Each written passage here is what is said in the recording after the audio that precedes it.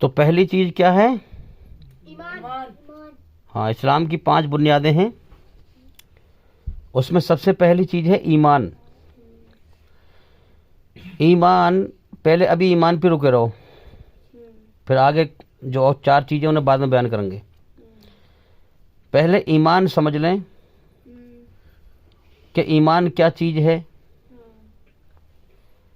और ईमान कैसे जो है मजबूत बनेगा। ईमान होगा तो आगे के 4 अमल कबूल करेगा अल्लाह ताला, वरना नहीं करेगा। ईमान होगा तो तुम्हारी हर नेकी को कबूल करेगा अगर ईमान होगा, और ईमान नहीं होगा तो तुम कितनी भी नेकी करते रहो, कोई अमल कबूल नहीं करेगा। तो मालूम ये हुआ कि हमें पहले मेन चीज पे गौर करना चाहिए, हमारी मेहनत बेकार न जाए। ईमान जो है ये रचना के आधार पर है, ईमानदार। समझ में आ रही है बात? ईमानदार बन या बेईमान बन। सच्चाई पे चलने से सुकून पैदा कर देता है, बुराई पे चलने से बेचैनी पैदा कर देता है। रास्ता उसने दिखा दिया है। अब सच्चाई के रास्ते थे, या तो ईमानदार बन या बेईमान बन, दोनों रास्तों की छूट दे दी है और जीवन का समय दे दिया है। और मौत के बाद फिर इन 2 रास्तों के 2 अंजाम हैं। ईमानदारी का अंजाम जन्नत है, बेईमानी का अंजाम जहन्नम। बिल्कुल सीधी बात है, कोई ना उलझने वाली बात है ना उलझाने वाली बात है। ठीक है, अब पहले ईमान समझ लें हम। ईमान कैसे बनेगा, छोटी सी बात करूंगा शॉर्ट में। ईमान में सबसे पहले है अल्लाह की पहचान। पूरी कायनात उसने अपनी पहचान के लिए बनाई है और हमें इसलिए पैदा किया है ताकि हम उसे बिन देखे उसकी कायनात के द्वारा उसको पहचानें। समझ में आ रही है बात? तो पहली क्या है? ईमान। अब ईमान कैसे बनेगा, उसकी पहली शर्त क्या है? अल्लाह की पहचान। दूसरी क्या है? अल्लाह की मर्जी। अल्लाह की पहचान में क्या है? सबसे बड़ा गुनाह शिर्क है। अल्लाह की पहचान करोगे तो शिर्क से बचोगे। अल्लाह का जो हक है बंदों पर, अल्लाह का जो अधिकार है जिस मकसद के लिए पैदा किया है, उसको पहचान कर सबसे पहले अल्लाह का हक अदा करो। हमारा दुनिया के हर इंसान का सबसे पहला रिश्ता अल्लाह से है, क्योंकि वो मालिक है, हमारा बनाने वाला है। अगर वो हमें ना बनाता तो रिश्ते नाते हमें कहाँ से मिलते? पहले उसने हमें बनाया, फिर उसी ने जो है सबको बनाया और हमारे सब रिश्ते नाते बनाए। तो पहले अल्लाह को पहचान करके उसका हक अदा करें, उसके अधिकार उसी को दें। अब अल्लाह की पहचान के लिए हमारी बेशुमार वीडियो हैं जिसमें हमने शिर्क क्या है, अल्लाह की पहचान क्या है, अल्लाह के अधिकार क्या हैं, अल्लाह का हक क्या है बंदों पर, ये हमने बयान किया है। चैनल के अंदर जा करके एक एक करके सभी वीडियो देखें। हर बात अल्लाह से जोड़ने वाली है, अल्लाह की पहचान बताने वाली है हर वीडियो, समझे? शिर्क बताने वाली है, कुफ्र बताने वाली है। तो पहली क्या है? अल्लाह की ईमान। फिर ईमान बनाने के लिए अल्लाह की पहचान। ठीक है, अल्लाह की पहचान, फिर उसकी मर्जी, उसकी बनाई हुई रचना के आधार पर। अल्लाह की पहचान हमारे अंदर मौजूद है। समझ में आ रही है बात? जब कुरान नाजिल हुआ था तो लोग झगड़ रहे थे, तो कुरान की आयत आसमान पे से आई कि ये बताओ, चांद सूरज को, इस पूरी कायनात को तुम्हारी खिदमत के लिए किसने लगा रखा है? तो बड़े बड़े इनकारियों ने कहा, शिर्क करने वालों ने क्या कहा कि अल्लाह ने। तो फिर तुम अल्लाह की तौहीद को क्यों नहीं मानते? फिर तुमने जो ये शिर्क के ताने बाने बुन रखे हैं, इन्हें क्यों नहीं ख़त्म करते अपने अंदर से? ये कुरान तुम्हारे दिलों को साफ करने आया है, ईश्वरी रचना के आधार पर तुम्हें चलाने आया है। ईश्वर का पवित्र यकीन और उसकी आस्था और उसके अधिकार तुम्हारे दिल में बसाने आया है, तुम्हारे दिल से गंदगी निकालने आया है। ईश्वर का पवित्र यकीन बिठाने आया है और गंदा यकीन निकालने आया है। फिर क्यों नहीं मानते? लेकिन लोग नहीं मानते अपने घमंड में। तो लिहाजा अल्लाह ताला छांट रहा है, जीवन का समय दे दिया उसने। तो दुनिया में खिलाएगा पिलाएगा, मौत के बाद फिर जैसे कर्म किए वैसे बदला देगा। लेकिन याद रखें, यहाँ तो सबको खिला पिला रहा है, मौत के बाद सिर्फ जो ईमानदार लोग होंगे, सच्चे लोग जो अल्लाह को राजी करके मरेंगे, जन्नत में अल्लाह की नेमतों के हकदार सिर्फ वही होंगे। अल्लाह का नाशुक्रा एक नेमत अल्लाह की नहीं खा पाएगा, एक जर्रा बराबर रोजी अल्लाह की नहीं खा पाएगा, बल्कि जहन्नुम की आग में सजा मिलेगी उसको, मौत भी ना आएगी। और उसके लिए खाना क्या है? खून मवाद पीप, घावों का धोवन। ये मैंने कह दिया, तुमने सुन लिया बड़ी आसानी से। जब इंसान पे बीतती जब मालूम पड़ता है, समझे? तो इसलिए सबसे पहले क्या है? ईमान बनाने के लिए क्या करें? ईमान का सारी नेकियों का दारोमदार काय पर क्या है के ऊपर है? ईमान के ऊपर। ईमान है तो सारी नेकी कबूल होंगी, नहीं है तो नहीं होंगी। ठीक है, तो ईमान में क्या है? अल्लाह की पहचान। अल्लाह की पहचान में कलमा क्या पढ़ेंगे हम? कोई भी गैर मुस्लिम इस्लाम में आएगा तो कलमा कौन सा पढ़ेगा? एक अल्लाह की गवाही देगा और अल्लाह के रसूल मोहम्मद सल्लल्लाहु अलैहि वसल्लम की गवाही देगा। समझ में आ रही है बात? तो अब इसमें दो चीज़ आती हैं, ला इलाहा इल्लल्लाह, दूसरा कलमा ही पढ़ते हैं, ला इलाहा इल्लल्लाह, नहीं है कोई माबूद अल्लाह के सिवा इबादत के लायक, यानी एक ईश्वर के सिवा कोई पूजा के योग्य नहीं है, कोई भक्ति के लायक नहीं है। समझे? एक ईश्वर की भक्ति करो, उसकी बनाई हुई रचना के आधार पर चलो। किस तरह से? मोहम्मद रसूलुल्लाह, जिस प्रकार से मोहम्मद सल्लल्लाहु अलैहि वसल्लम अल्लाह के सच्चे रसूल और बंदे हैं, उन्होंने अल्लाह को राजी करके दिखाया। जो कुरान में अल्लाह ने फरमाया वही उन्होंने पूरा करके दिखाया और अल्लाह को राजी करके दिखाया, और दुनिया के हर इंसान को बताया कि लोगों, ये है संसार के सच्चे मालिक का सच्चा धर्म, जो तुम्हारे अंदर जो उसकी रचना रची हुई है, इस रचना पर आधारित है। समझ में आ रही है बात? हाँ, इस तरीके से। तो अब हम क्या करें? अल्लाह की पहचान करते हुए इस कायनात में और अल्लाह के हुक्मों पर चलते हुए, जिस प्रकार से हमारे नबी मोहम्मद सल्लल्लाहु अलैहि वसल्लम चले, और फिर नमाज पढ़ें। अब आया अगला रुकुन, नमाज।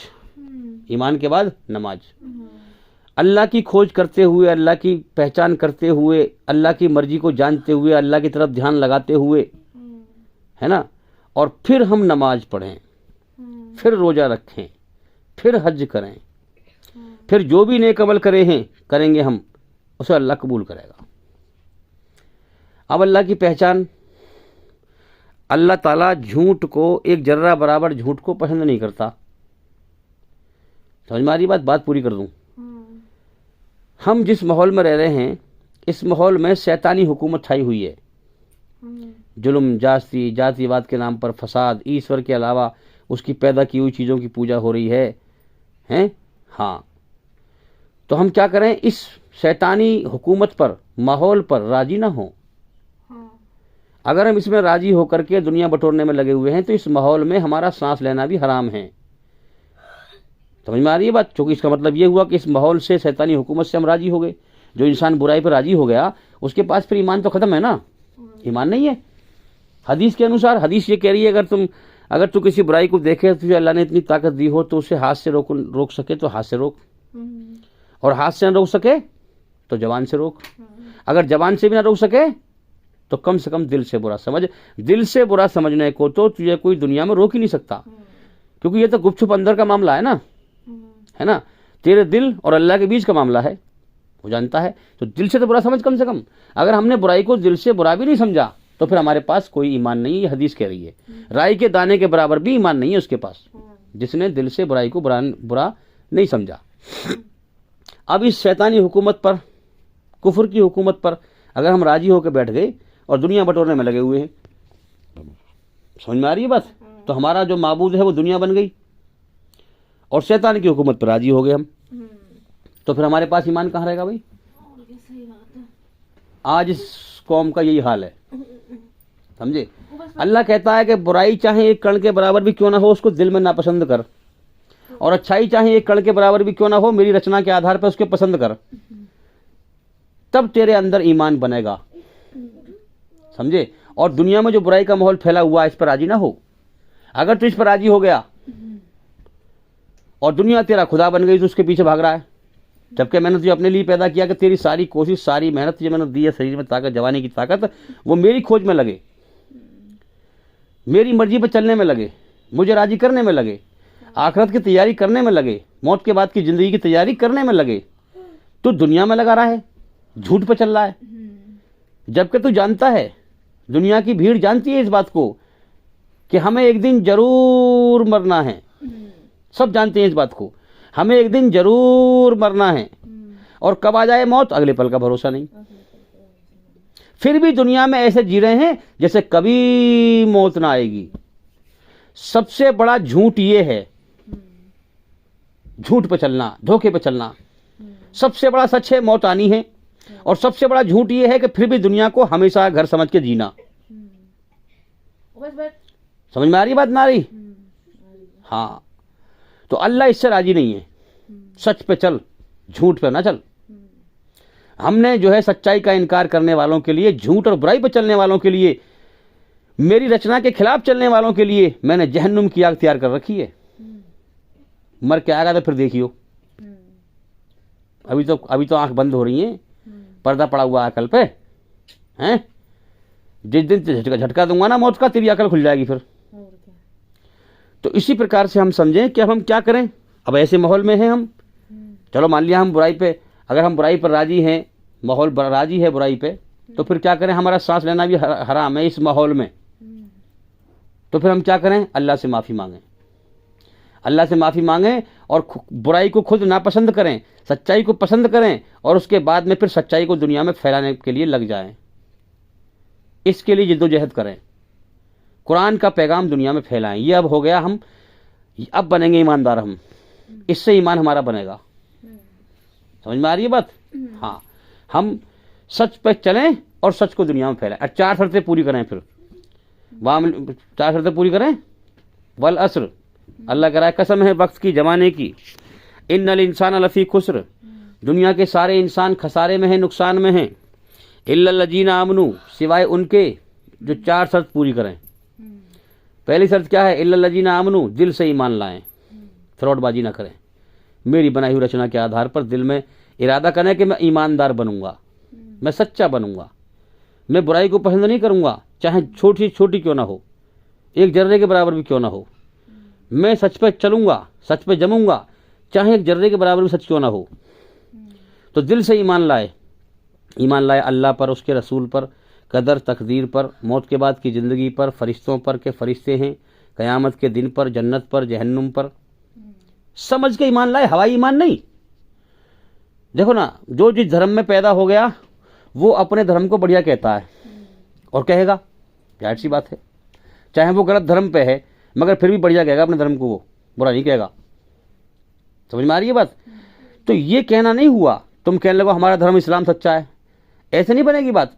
ये अकल से समझो, सारे धर्मों के माध्यम से, दलील के एतबार से धर्म सच्चा है कौन सा।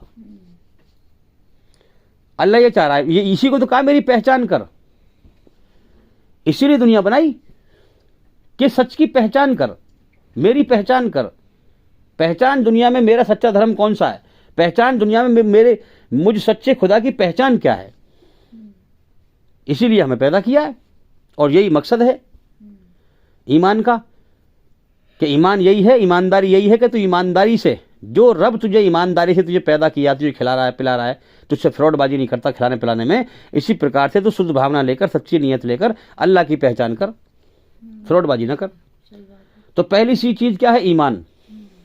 ठीक है, ईमान के बाद क्या है? वामिलुस सालिहात, इल्लल लजीना आमनू वामिलुस सालिहात, फिर नेक अमल करना, अल्लाह की मर्जी पे चलना, अल्लाह की पहचान करके दिल ठुक जाना सच पर और अल्लाह पर ईमान ले आना कि एक ईश्वर के सिवा कोई पूजा के योग्य नहीं, एक अल्लाह के सिवा कोई इबादत के लायक नहीं, मोहम्मद रसूलुल्लाह सल्लल्लाहु अलैहि वसल्लम उसके बंदे और उसके रसूल हैं। जिस प्रकार से उन्होंने ईश्वरी रचना पर चलकर अल्लाह को राजी करके दिखाया, मैं भी ऐसी करूंगा, ईमानदारी पर चलकर। नारी बात समझ में? तो दूसरी क्या है फिर नेक अमल करना। अल्लाह की जो मर्जी है ना वो क्या है, जो इस कायनात का सच्चा मालिक है उसकी मर्जी क्या है, जो उसने बताई है हमें अपनी, हमारी जो रचना रची है उसने, इस रचना के आधार पर जो कुरान आदेश देता है ना, वो ये देता है कि अपने शरीर की शरारत से और शरीर की हरकत से धरती पर किसी को तकलीफ ना पहुंचा, नेक अमल कर, अच्छे कर्म कर। शर्त नंबर दूसरी हो गई।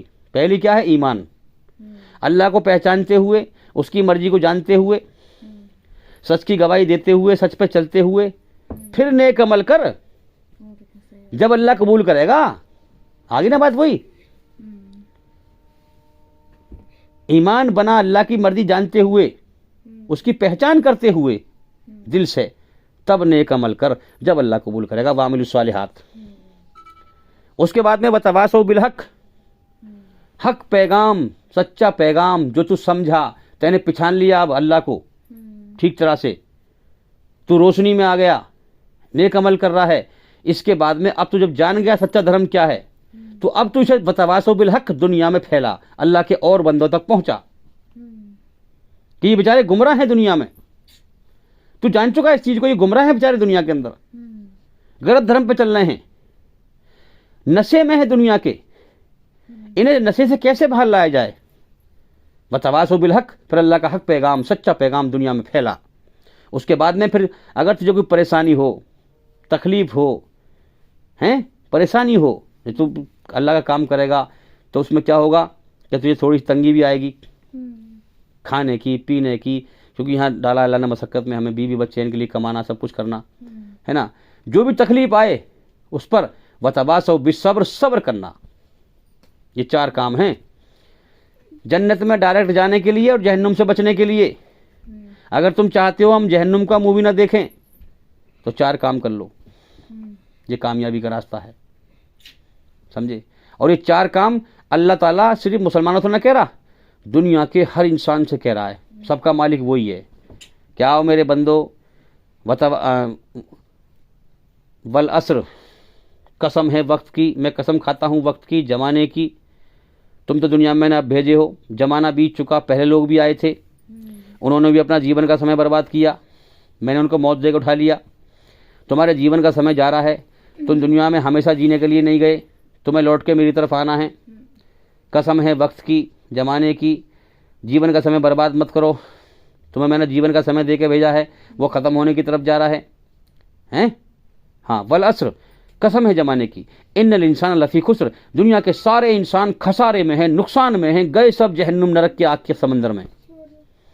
सिर्फ बचेंगे वो जो चार काम करने। अरे सुन लो कान खोल के, चार काम करने हैं, चार, अल्लाह कह रहा है चार काम कर लो अगर बचना है तो। हिंदू से भी कह रहा है, सिख से भी कह रहा है, ईसाई से भी कह रहा है, जैनी से भी कह रहा है, पारसी से भी कह रहा है, मुसलमान से भी कह रहा है, सबसे कह रहा है। जमीन और आसमान में जो कुछ सब उसी की संपत्ति है, सब उसी के बंदे हैं, सबसे कह रहा है। पहली चीज क्या कर ले, ईमान बना अपना, ईमानदार बन मेरी बनाई हुई रचना के आधार पर, ईमानदार बन, ईमान ला और दिल से सच को पसंद कर, समझे। फिर मेरी पहचान कर, मेरी मर्जी को जान, फिर मेरी पहचान करते हुए, मेरी मर्जी को जानते हुए फिर नेक अमल कर, फिर कबूल करूंगा। और लोग क्या कर रहे हैं यहाँ, अल्लाह की पहचान तो है नहीं, शिर्क कर रहे हैं और नमाज पढ़ रहे हैं। अल्लाह कबूल कर लेगा ऐसे? इम्तिहान का जहान है, इसलिए वो कुछ कहता नहीं, करते रहो तुम, उसके कानून के मुताबिक चलोगे तो ईमान मिलेगा, तो जहन्नुम से छुटकारा मिलेगा, तुम्हारी मर्जी से नहीं मिलेगा। अल्लाह की मर्जी का नाम धर्म है, न कि तुम्हारी मनमानी का नाम धर्म है, समझे। तो तीसरी क्या है, वतवासौ बिल हक, अल्लाह का हक पैगाम फैलाना। चौथी क्या है, वतवासौ बिस सब्र, परेशानी में सब्र करना। इस दुनिया, पूरी दुनिया पर सब्र करना, दुनिया की हर चीज को नापसंद करके अल्लाह को पसंद करना, दुनिया की हर चीज से दिल हटाकर अल्लाह के हवाले दिल कर देना, अल्लाह की मोहब्बत को हासिल कर लेना और मौत के बाद की जिंदगी पे तवक्कुल करना। इस जिंदगी से दिल हटा दो, ये जिंदगी धोखा है। अल्लाह जो कह रहा है कि मौत के बाद जिंदगी असल आ रही है, आखिरत की, वो हमेशा के जीवन है, उससे दिल लगाओ, उसकी तैयारी करो। ये जिंदगी को जीने के लायक है, वो जिंदगी जीने के लायक है। हाँ, उस जिंदगी की हमने बहुत सारी वीडियो बनाई हैं, उस पर गौर करें। तो जान लें इसी मकसद के लिए अल्लाह ने जीवन दिया है कि मेरी पहचान कर, हैं? हाँ, जीवन दिया है, खिला रहा है, पिला रहा है। क्या एहसान मानता है उसका? एहसान मानकर कैसे उसकी खोज करता है? तो कैसे मनाता है ईमान उसकी बनाई हुई रचना के आधार पर? कैसे तो ईमानदार बनता है? तो कैसे बेईमानी से बचता है? और दुनिया धोखा है, ये जीवन भी धोखा है, कैसे इसको पहचानता है? याद रखें, ये दुनिया और इंसान का शरीर दोनों इंसान की आत्मा रूह के लिए कैद खाना है। हाँ, अल्लाह की बादशाहत के कानून का। अब देखो ना, अल्लाह ने हमारे अंदर जन्नत की इच्छाएं भर दी हैं। उन इच्छाओं के आधार पर हम नहीं चाहते कि हम मरें, हमेशा जीने की इच्छा भर दी है। मौत को पसंद नहीं करते, मगर अल्लाह मौत भेजेगा, ये कैद खाना हो गया उसकी बादशाहत का। वो मौत भेजेगा, हम रोक नहीं सकते। जन्नत की इच्छा हमारे अंदर भरी हुई है। इन इच्छाओं के हिसाब से हमारे अंदर हमेशा सुख भोगने की इच्छा है, हम दुखों को पसंद नहीं करते। समझ में आ रही है बात? बल्कि ये समझें आप कि मौत ना आना, दुख ना आना, तकलीफ़ ना आना, बुढ़ापा ना आना, बीमारी ना आना, ये जन्नत की बातें हैं। अब अल्लाह ने अलग से एक्स्ट्रा पैदा की, ज़िंदगी के मुकाबले में मौत को पैदा किया। क्यों? ताकि इंसान गौर करे। इम्तिहान लेने की चीज़ बनाई, ये इम्तिहान लेने की चीज़ बनाई ताकि इंसानी अकल हकीकत को पहचाने कि ये मेरी बादशाहत के कैद खाने में कैद है। ज़मीन और आसमान के बीच कैद खाना है असल में। ये शरीर हमारी रूह के लिए कैद खाना है। शरीर में दर्द हो रहा है तो रूह को तकलीफ़ पहुंच रही है, आत्मा को तकलीफ़ पहुंच रही है। उंगली कट गई तो आत्मा को तकलीफ़ पहुंच रही है। तो कैद खाना है कि नहीं है? अब शरीर में से निकलना चाहूँ, अपनी मर्जी से नहीं निकल सकता मैं, अल्लाह निकालेगा, हम निकलूँगा। कोई इंसान धरती पर नहीं मरता अल्लाह की मर्जी के बगैर। याद रखें, इंसान के बस में तो ये भी नहीं कि अपनी मर्जी से मर जाए। और जो आत्महत्या करके मरा है ना, वो भी अपनी मर्जी से ना मरा, ये भी याद रखें। अल्लाह के यहाँ लिखा हुआ है पहले तकदीर में। हाँ, उसने कर्म जो किए हैं सज़ा मिलेगी उसकी। अल्लाह के यहाँ मौत सबकी लिखी हुई है। किस मिनट में, किस घड़ी में, किस सेकंड में, कौन से दिन, कौन सी साल में, कौन सा महीना होगा, कौन सी तारीख होगी, सब लिखा हुआ अल्लाह के यहाँ। दुनिया में कितना समय रहेगा, कितना रिज़्क खाएगा, सारी चीज़ लिखी हुई है अल्लाह के यहाँ। समझे?